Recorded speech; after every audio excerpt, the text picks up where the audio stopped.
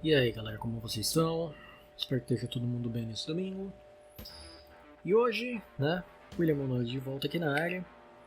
E vamos trazer uma coisa um pouco polêmica a respeito de videogames, Uma notícia relativamente recente, mas que é um debate que já vem acontecendo há um bom tempo na indústria.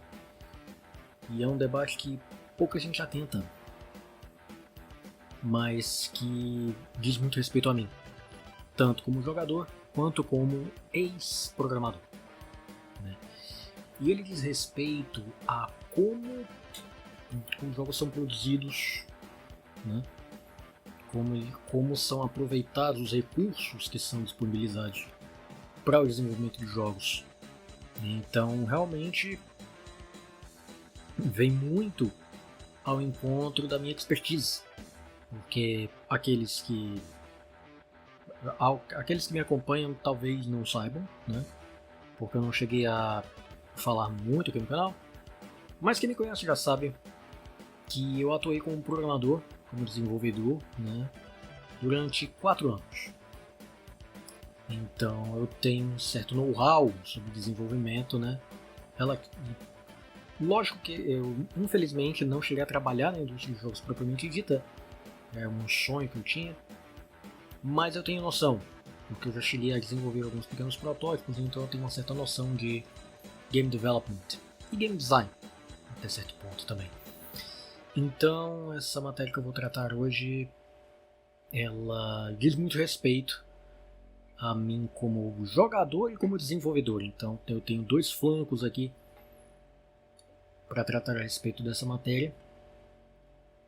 E eu acredito que tem muito jogador que olhe para esse problema de um jeito não integralmente correto, porque a maioria das pessoas, por motivos óbvios, não vê o lado do desenvolvedor em si. Então é interessante abrirmos esse prisma aqui para trazer essa reflexão. Então, eu espero que vocês gostem dessa notícia. Então, mais uma vez eu peço, se estiverem gostando do conteúdo, peço que se inscrevam aqui no canal, comentem, compartilhem, ativem o sininho das notificações para não perder o conteúdo daqui. Se o botão de hype já estiver ativo, ajuda bastante também. Então, vamos lá, Eu vou dar a vocês aqui o contexto da notícia de hoje. Basicamente, nós temos aqui, pessoal, um cara que é referência na indústria de games, Porque ele foi responsável pela produção, pelo desenvolvimento de um dos jogos mais influentes da indústria, que basicamente criou um gênero de jogo, que é o de FPS, First Person Shooter, um jogo de tiro em primeira pessoa. Então, e é um dos jogos mais adorados, um dos jogos de PC mais adorados da existência, da história dos videogames. Já foi portado para um monte de plataformas e roda em tudo que é coisa, se duvidar, roda até no micro-ondas. Então o cara entende muito de desenvolvimento de jogos. Então a palavra dele tem peso nesse assunto. E é sobre ela que vamos falar. Então, chega mais que o assunto é interessante. Para falar sobre isso, eu vou pegar uma notícia do Critical Hits. Ela foi publicada pelo Walter C. Jr. em 8 de janeiro deste ano de 2026. Que ele já coloca uma manchete que resume, Criador de Doom afirma que hardware antigo ainda daria conta do recado se otimizassem o software de maneira correta. Eu concordo, mas vamos para a notícia, para vocês entenderem melhor. O debate sobre o alto custo de PCs e consoles reacendeu após declarações de John Carmack, co-criador de Doom e referência na programação de jogos.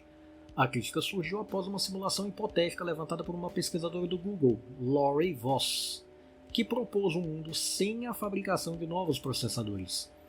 A ideia chamou a atenção de Carmack, que apontou o problema real: a falta de otimização dos softwares modernos. Só aqui a gente já vê que o buraco é bem mais embaixo, Porque uma pessoa do Google chegou a propor um cenário que eu imagino que muita gente nunca imaginaria um cenário desse, que seria a total parada de fabricação de processadores. Né? Para quem conhece entre aspas, anatomia de como funciona um computador, um hardware de modo geral, sabe que o processador é o coração daquilo ali. O processador é o coração de qualquer tipo de máquina. Computador é assim, videogame é assim, né? Celular é assim, tudo. TV, ventilador, carro, tudo que é eletroeletrônico tem um processador ali embutido. Porque o processador que vai... Para quem não sabe, o processador é aquele que é responsável pela execução dos comandos internos daquele hardware. Então, se vocês pensam que é só o motor, por exemplo, que faz um carro andar, o combustível, o combustível ele literalmente traz a energia necessária para que o motor faça o comando carro ande. E quem é que processa esse comando? O processador embutido no motor. Isso para um carro. Para um computador é algo que eu praticamente não preciso comentar, né? Mas vamos seguir em frente na notícia. Na hipótese criada por Laurie Voss, a humanidade pararia de produzir novos chips, sendo forçada a sobreviver com o hardware já existente. Carmack levou o experimento a sério, observando que a maioria dos sistemas digitais atuais funcionaria em processadores antigos, caso os softwares fossem mais bem programados. Segundo ele, o problema não está nos chips, mas no inchaço dos códigos e na má utilização dos recursos disponíveis. Com a escassez, o valor dos processadores explodiria. CPUs como o Xeon se tornariam tão valiosos quanto o ouro, surgiria um mercado clandestino e a tecnologia se tornaria um privilégio. Sistemas antigos como o iMac G3 e Game Boy sobreviveriam, enquanto dispositivos modernos falhariam por causa da obsolescência programada e do desgaste dos componentes. John Carmack foi enfático ao dizer que com softwares mais eficientes não seria necessário trocar de máquina com tanta frequência. Ele citou como exemplo o Windows 11, que exige mais memória do que necessário, e os jogos AAA, que demandam placas gráficas caríssimas mesmo para desempenho básico. Em sua visão, a indústria cria dependência de upgrades constantes, o que encarece toda a cadeia tecnológica. O cara sabe do que está dizendo, gente. Como eu falei, Doom roda em tudo que é hardware. Até numa torradeira, se duvidar. Então, um jogo que roda em qualquer tipo de hardware é um exemplo de jogo bem otimizado, um exemplo de jogo bem programado. Um software bem programado é aquele que roda em qualquer tipo de máquina. Software, nesse caso, incluiria os jogos eletrônicos, claro. E vocês podem prestar atenção que os softwares que mais populares que existem, pensando agora nos sistemas operacionais, são aqueles que rodam em qualquer um. Rodam em qualquer versão do Windows, rodam em qualquer versão do Linux e rodam em qualquer versão de macOS.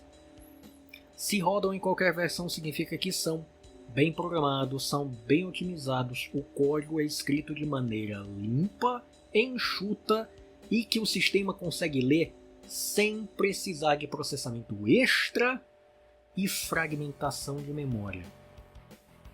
Eu falei sobre fragmentação de memória pincelado no vídeo sobre Final Fantasy VII, na semana passada, né? E pra quem não sabe, basicamente fragmentação de memória é quando você não tem na memória de processamento, na memória RAM de um computador, espaço suficiente para alocar os comandos daquele programa específico. O que pode causar o quê? Crash naquele programa. Ou seja, um programa de computador trava, um jogo trava, né? O próprio sistema, se for a nível de sistema operacional no Windows, pode dar tela azul. Então esse problema é muito mais grave do que parece. Lógico que essas falhas de segmentação hoje em dia são raríssimas e elas não aparecem na cara do usuário, lógico.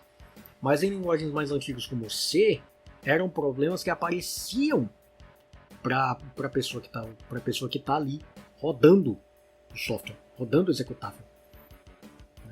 Porque a linguagem em si ela era bem mais na sua cara. Ela não mascarava o probleminha, não. Lógico, se o código fosse bem escrito, o problema não apareceria na sua cara. Então essa questão que o Karma está falando aqui é muito pertinente. Porque você tem jogos que, para rodarem um software, jogos antigos, vamos pegar por exemplo aqui, jogos de PlayStation 1, para rodar no PlayStation 5, precisam de engenharia reversa, de uma decompilação, né, para trazer o código-fonte dele. Esse código-fonte tem que ser reescrito na nova plataforma, no novo SDK, e só assim ele vai ser compilado de novo. E aí mesmo assim não há garantia de que ele vai rodar satisfatoriamente. Isso é o pulo do gato. Eu falei sobre isso num Papo Geek no canal do Gui Santos há algum tempo atrás, ainda quando o Switch 2 ainda não tinha sido lançado, estavam veiculando notícias a respeito da emulação dele de jogos de Switch. Então eu trouxe isso, né, e isso foi discutido comigo e com o professor Celso do canal 85 Bits. Né, quem quiser confere lá, eu vou colocar o link aqui na descrição. Então esse é um problema que na verdade sempre existiu, mas muita gente fazia vista grossa porque não entendia, né, não entendia a mensagem por trás daquilo ali. E você tem um software antigo que não roda numa máquina nova, você pode até imaginar, uma questão de compatibilidade. O problema é que compatibilidade também demanda, ou melhor, também espelha a otimização bem ou mal feita de determinado software. Se você tem um software bem otimizado, bem programado, com código bem escrito, bem implementado, a gama de compatibilidade dele é potencialmente maior. Doom é um exemplo supremo disso. Lógico que existem outros softwares que rodam, por exemplo, em várias versões do Windows, várias versões do Linux também, por exemplo. Pegamos aqui o emulador RetroArch, por exemplo. Ele tem várias versões. É compatível com várias versões do Windows, era compatível até com o Windows 98 até pouco tempo. Né? É compatível com Linux, com macOS, com celular, com vários consoles. Gente, um software desse é otimização pura. Então, é uma coisa que, de fato, é visto de maneira muito subestimada. Até porque a maioria das pessoas não tem essa noção mais técnica, né? Mas uma noção importante das pessoas terem, principalmente quem está envolvido com esse mercado, para não se sentir enganados, entendeu? E essa questão que o Karma abordou aqui, que é a obsolescência programada, né, a dependência forçada de upgrades desnecessários, vale lembrar, né, encarecendo produtos, né, tornando a tecnologia muito mais elitizada do que deveria ser, né, porque tecnologia é um produto para pouca gente, infelizmente, né, não é todo mundo que tem grana para custear uma tecnologia. E quando você tem uma tecnologia que vai avançando de maneira cada vez mais exagerada, não é todo mundo que vai conseguir acompanhar isso. Dá para pegar, por exemplo, os próprios celulares, as atualizações que os aplicativos de celular Android, por exemplo, apresentam, ela força a obsolescência porque os desenvolvedores, eles, seja por escolha, seja por pressão, eles têm que obrigatoriamente retirar o suporte que aquele aplicativo vai ter para máquinas mais antigas. Por exemplo, o A1, o A01, A02, os A01, o A11, A21, os modelos de 1 a 2, 3, eles não têm mais compatibilidade com aplicativos de banco, aplicativo WhatsApp, Shopee. trava direto. E isso é feito de caso pensado. Isso é uma forma do mercado que é quase uma máfia de obrigar o usuário, né, o consumidor, a comprar novos hardware, né, novos aparelhos. E é uma prática que eu devo dizer que é predatória, sim. Né? E é desleal com o consumidor, não é mais desleal com os concorrentes, porque é uma prática que é difundida no mercado como um todo mundo segue. Mas é desleal com o consumidor, porque o consumidor ele fica sem conseguir acompanhar essa evolução forçada. Né? E outra coisa, eu pego isso também nos próprios consoles. Né? Quem me conhece sabe, eu falo isso abertamente. A última geração de videogames que trouxe bons jogos e inovações evidentes em relação à sua geração anterior foi a 7ª. Wii, PlayStation 3, DS e Xbox 360. Foi a última. Da 8ª em diante, essa diferença começou a ficar cada vez mais sutil, mais difícil do jogador perceber e, portanto, será que era mesmo necessária essa mudança? Podem reparar, o PlayStation 3 até hoje ele é mais popular do que o PlayStation 4 e 5. Logicamente, até hoje também o Xbox 360 é mais popular do que o Xbox One Series. Eu não falo só em questão de preço, não, eu falo em questão de catálogo também. Nem de longe, PlayStation 4 e 5 conseguem bater o PlayStation 3. Eu não vou nem falar do 2, porque aí seria covardia. Sem contar que, né, o PlayStation 5, vamos pegar só a Sony aqui de exemplo, porque dá para usar com a Microsoft do mesmo jeito. O PlayStation 5 ele é o console atual da Sony, com o PlayStation 6 já em desenvolvimento. Mas, gente, pelo amor de Deus, o PlayStation 4 até hoje recebe jogos. E ele já deveria ter saído de circulação há um tempinho já. Porque o PlayStation 5 não só já tem um bom tempo de mercado, como já tem o PlayStation 5 Pro rodando por aí. Com o 4 ainda ativo no mercado. Isso é uma decisão completamente fora da realidade. Da realidade do público como um todo. Porque não é todo mundo que tem essa possibilidade de acompanhar essa evolução forçada. Né? Evolução entre aspas, né? Porque do 4 para o 5 a evolução já é bem discutível em matéria de necessidade. E do 5 para o 5 Pro, putz, pior ainda. Então essa discussão é, sem dúvida, necessária ser colocada a debate. Porque é uma evolução forçada, não é uma evolução natural como acontecia antigamente. Né? A prova disso é que ela está ficando cada vez mais difícil de perceber. E eu acho sim que eu dou toda a razão ao Carmack, como jogador e como ex-programador. Eu dou toda a razão a ele, porque eu penso da mesmíssima forma. E a notícia vai mais longe, viu? Porque ela ainda pincela como esse debate é negligenciado pela maioria. Confere aí. O alerta de Carmack toca num ponto negligenciado há décadas. Se a eficiência fosse uma prioridade, muitos equipamentos ainda estariam em plena atividade. Isso permitiria que mais pessoas tivessem acesso à tecnologia por mais tempo, reduzindo custos e impacto ambiental. No entanto, o modelo atual incentiva o consumo acelerado e dificulta a sobrevivência de dispositivos antigos.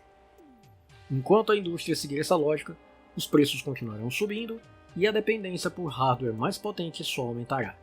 Para romper esse ciclo, seria necessário mudar a base de desenvolvimento dos softwares, focando na longevidade e no desempenho real. Basicamente o que eu estava falando aqui agora há pouco. Porque o foco é em uma coisa que seja robusta só na superfície. Mas se você for ver realmente o código, é uma coisa verbosa e inchada, com a parte que realmente é importante desse tamanhinho aqui, dentro de um código desse tamanho, um código mais ou menos desse tamanho, se duvidar, ou mais. Aí você tem um código de 50 mil linhas, sendo que o importante mesmo no código não passa de 10 mil. É mais ou menos isso que acontece.